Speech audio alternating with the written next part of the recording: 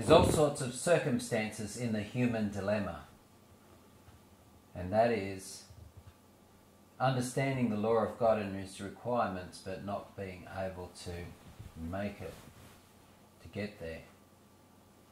Why is this so? Sometimes we just don't understand the affections of our own heart. If our affections are right, there isn't really any trouble in doing those things which God asks us to. But we have all the surroundings which we pay little attention to in the music, in our work, in the culture. So what we're watching, listening to, our affections are naturally with these things. We've been brought up with it from a child. So, and then adding on top of this, there's the insecurities that we have and the crutches that we take up to make us feel better. But those things are involved in the transgression of the law. In actual fact, it gives us a guilty conscience. And in the back of our mind, we're saying, we just aren't making it. Sometimes there has to be real hard, true grit. We need to make a decision, a right decision, for the neural pathways to change. Just in the very habit, for example, of picking up a cigarette, in that very action of always picking it up, besides the addictive properties that it has, so it is that a pathway is burnt into our brain, the neural pathways, and these need to be changed. But you know, if there is a desire so much, and that's why it says in the beginning, and Christ re-echoed this, saying, the law hangs on these things, that you are to love the Lord thy God with all your heart, with all your soul, and love your neighbour as yourself. And therein is the law. So our affections may be not right. Our thoughts and feelings betray us.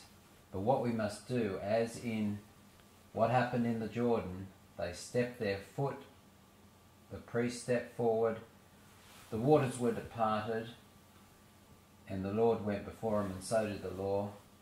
So we have to make a decision, and the Lord will make the way.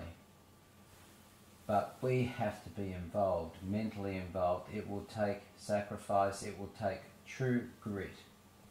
One of the hardest things is making those changes mentally.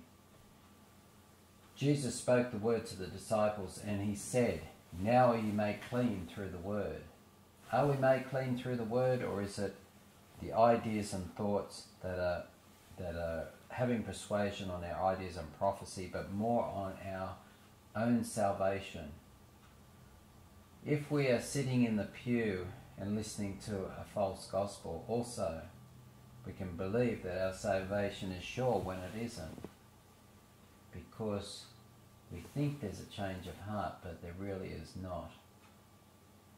Our heart is deceptive. The thing is that we are born with a nature that is at variance to God, so we don't understand. And this is a supernatural event that Christ is asking for, a change of heart, something altogether. Can a leopard change its spots at us, or the Ethiopian, the colour of his skin? This is what it says in Isaiah, and obviously the answer is no. Neither can you do anything, but with the Spirit of God you can. The Spirit works through His Word, it makes us clean, but we have to make sure the environment is being made clean. Sometimes we'll need to write down and charter our progress and look back to see how we're doing. It's worth everything. And God is, what is He looking for? People who are kind, who are well fitted to the society of heaven, who would be well fitted to society on earth. It means the robbers, adulterers, all those things which cause pain and suffering towards each other, these things are taken away, and we're true citizens of heaven. God is not asking too much in this. We must give ourselves to His Word to make us clean and ask for His Spirit to work in our heart. In my own life experience, I remember when I changed to become a vegetarian. The change in my dietary habits happened overnight, just like that. That's no simple thing for other people. But yet in other areas of my life, I had hard and long struggles. People have different circumstances to face and different hereditary, cultivated problems that they have to deal with, sins that they have to deal with. And so we struggle in various areas. That which is hard for one is not so hard for the others. Some people have an advantage, others not so, because of the type of family or environment that they found themselves in. And often Satan comes in with baggage to give it to young people. We are from a young age a free, moral being to make our choices. And here is where he hits, that he might give baggage to people that he hopes that they might carry that guilt for the rest of their life, and they really can't become what God would want them to become. But I want to assure you that there's this struggle. There's harder grit. Sometimes we need a shovel. A shovel meaning we need to do some harder work. But the result is this. The command is given. The thoughts and feelings will follow.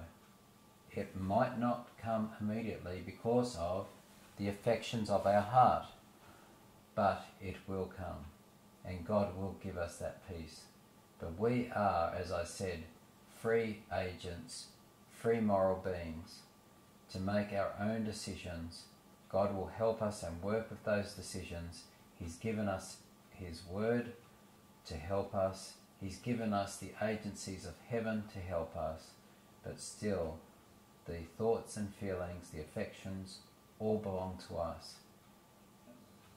So we have a choice for eternity, and it's worth a choice. It's worth it to have peace. Jesus speaks of a merchantman who finds a pearl, a precious pearl of great price, and he sells everything that he has to obtain it. So it is for us. The truth, Christ, is worth everything, and eternity is worth everything.